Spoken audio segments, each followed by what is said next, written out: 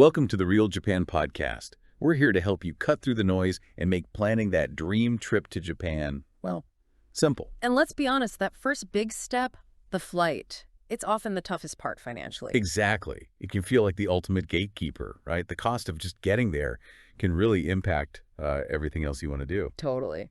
So today we're doing a deep dive. We're looking at the absolute best strategies from when to book to how to book to find those cheaper flights to Japan. Yeah, we want to help you maximize that travel budget and, just as importantly, land feeling ready to explore, not immediately stressed about logistics. We've pulled together some really specific tips, 9 key tactics for booking, but definitely stick around till the end. Oh yeah, you'll want to hear this. We've got what we're calling the ultimate stress-free arrival secret. It's honestly a game changer, especially if it's your first time or maybe you're traveling with kids or, just dealing with that massive jet lag.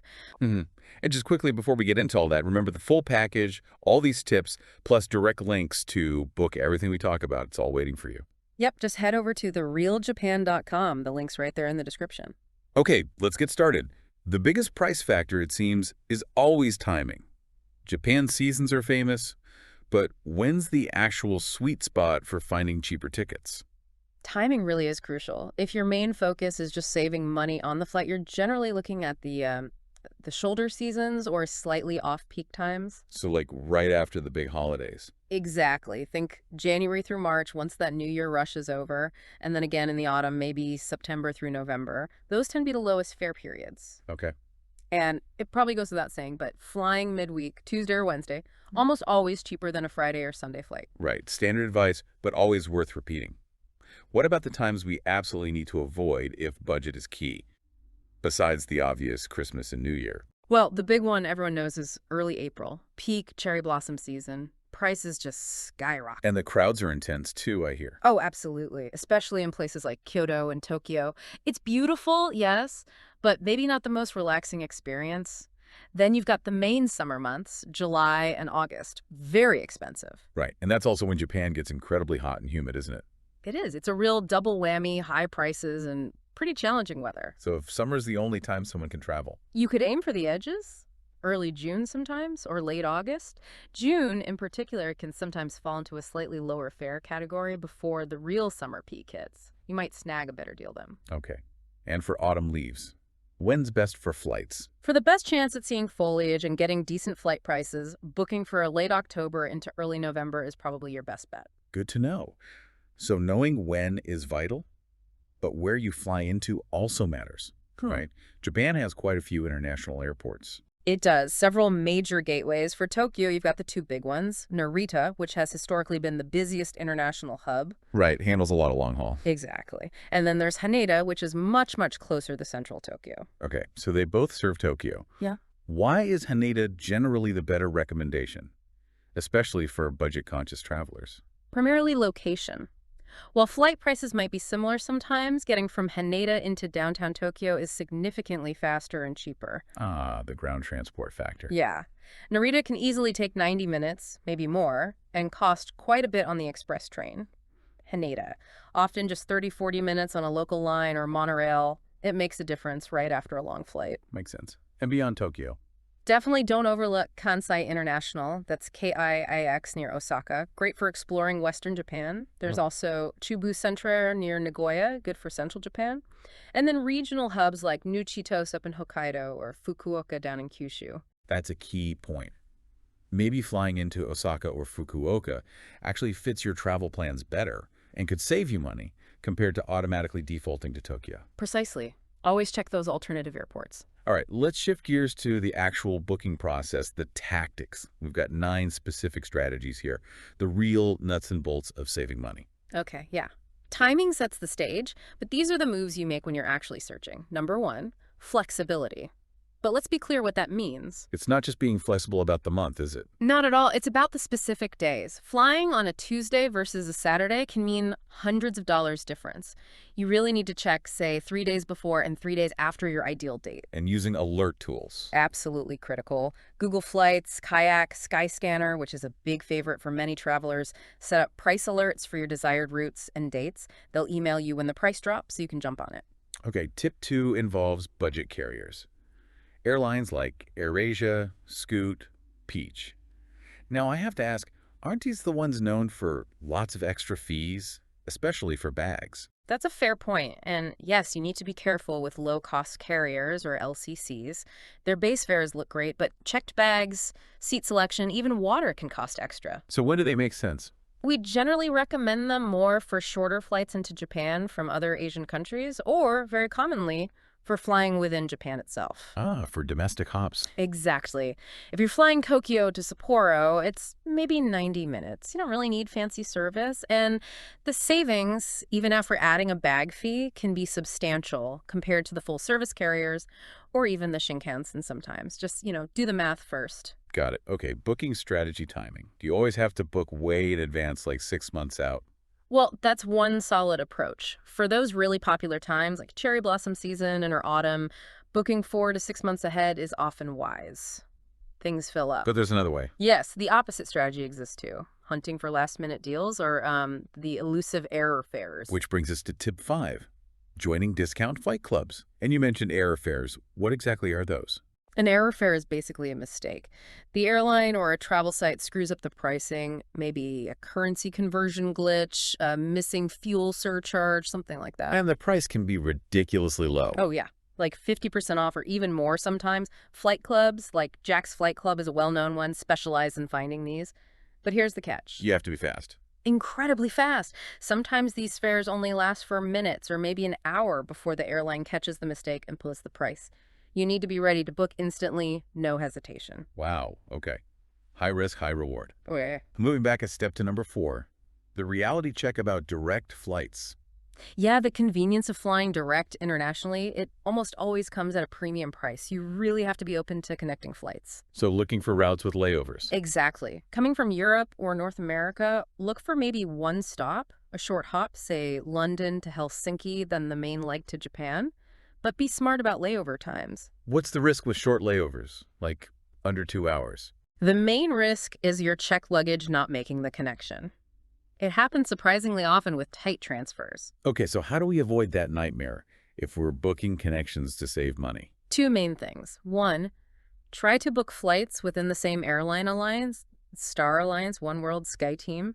Luggage transfers are usually smoother between partners. Right. 2, if you are booking separate tickets on different airlines or if the layover is really short, like under 90 minutes, seriously, consider traveling carry-on only for that trip. The peace of mind might be worth it. That is super practical advice. Mm-hmm. Okay, tip 6 circles back to those other airports we mentioned. Yes, don't just fixate on Tokyo. Always check prices into Kansai, Osaka, Tsubu Nagoya, maybe even Fukuoka. Especially if your itinerary starts in western or central Japan anyway, it could be cheaper and more convenient. And number 7 is about getting creative with the booking itself. This is the mix and match strategy. Sometimes booking 2 separate one-way tickets, maybe on different airlines, is actually cheaper than buying a standard round-trip ticket on a single carrier. Really? How does that work?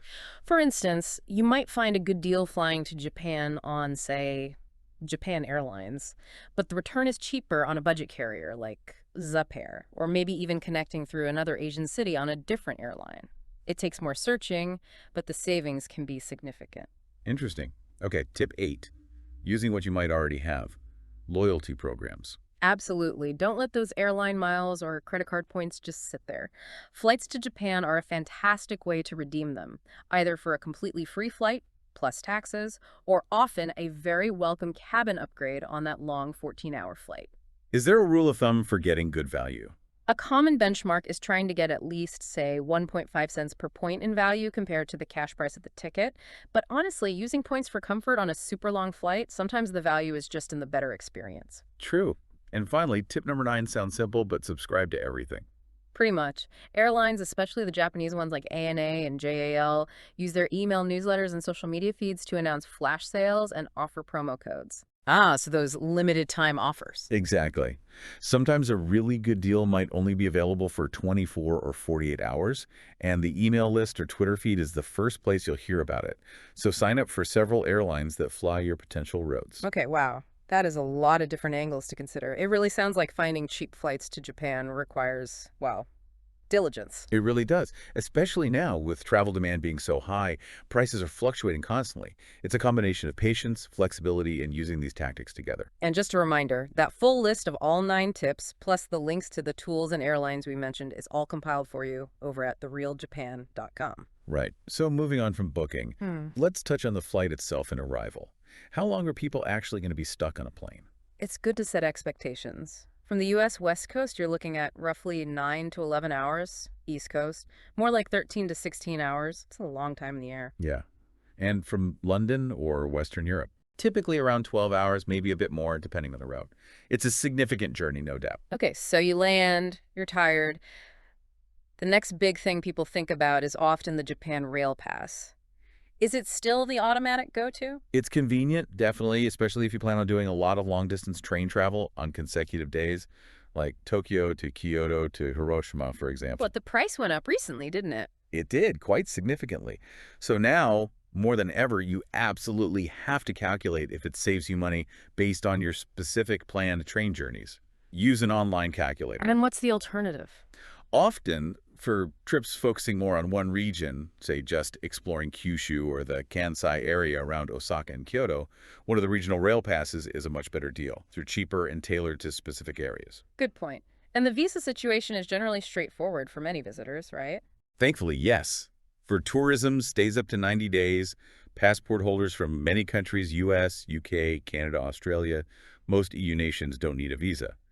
But, you know, always double-check the official requirements for your specific nationality well before you travel. Rules can change. Okay. Now, we promise that special incentive, the tip for a truly stress-free arrival, especially after that marathon flight. Yes, this is the one we really think can make a huge difference, particularly for first-timers or families feeling a bit overwhelmed. It's using an airport meet and greet service. Tell us more. What is that exactly? It's essentially a concierge service right at the airport. It's designed to take all that initial arrival hassle, the confusion, the language barrier off your shoulders. I can personally vouch for this. When my wife and I flew into Fukuoka, we were just exhausted. Trying to figure out the JR Pass exchange office, where to get our pocket Wi-Fi, navigating the train station map. It was instant stress. Right. So what does the meet and greet person actually do? Okay, so a dedicated travel specialist who speaks fluent English and Japanese literally meets you as you exit baggage claim, often holding a sign with your name. Nice. And then they handle all those crucial first steps. They'll take you to activate your Japan Rail Pass if you have one. They can help you reserve specific train seats, which can be complicated. They'll guide you to pick up your pocket Wi-Fi or help you buy a SIM card. What about money and local transport cards? Yep. They can assist with exchanging money or using the ATM, and importantly, they'll help you purchase and load your Suica or Pasmo card. Which everyone needs immediately for local subways and buses. Right? Exactly. It's that essential transit card. So they get all these little but time-consuming and potentially confusing tasks done for you right away. And then they just leave you. No, this is the best part. They then personally escort you to your next mode of transport, whether that's the right train platform, the airport bus stop, or the taxi rank. They make sure you're heading in the right direction. Wow. That sounds incredibly helpful. It basically eliminates that entire first hour of potential chaos and confusion. It absolutely does. It turns what can be a really stressful start, especially when jet-lagged, into a smooth, calm transition into Japan. It's a fantastic service. Definitely sounds like a worthy investment for peace of mind. Maybe sacrificing a few yen for a much smoother start. For many people, yes, the value is definitely there. Okay, so we've covered a lot. Finding the deals, navigating the arrival. As a final thought, how should someone balance wanting those iconic seasonal views like the cherry blossoms or autumn leaves with the reality of budget and crowds? That's the core dilemma, isn't it? It really comes down to your priorities. Spring and autumn are undeniably stunning, but you will pay a premium and you will share it with many, many other people. So the trade-off is? If your main goal is saving money and maybe having a slightly more local or less crowded cultural experience, then consider those shoulder or off-peak seasons. Winter, avoiding the New Year week, can be beautiful and quiet. Early summer, like June, might offer lower prices before the main rush. You trade the peak scenery for potentially lower costs and fewer crowds. A great way to frame it.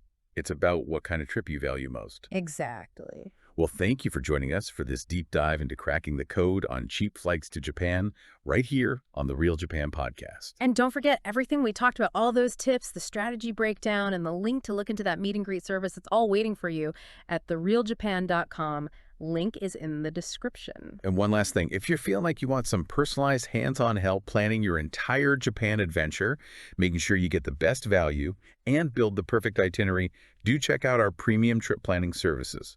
You can find the details and links for that in the description below as well. Happy travels.